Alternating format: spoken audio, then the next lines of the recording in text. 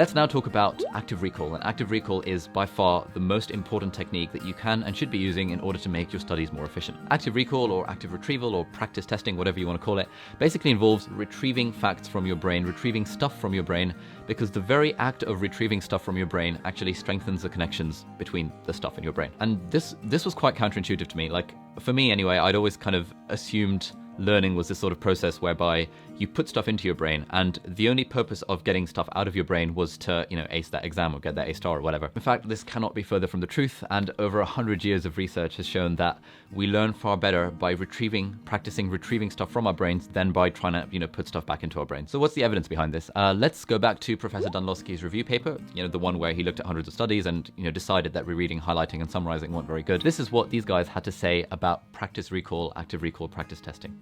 They said, on the basis of the evidence described above, we rate practice testing as having high utility. Practice testing is not particularly time intensive relative to other techniques, and it can be implemented with minimal training.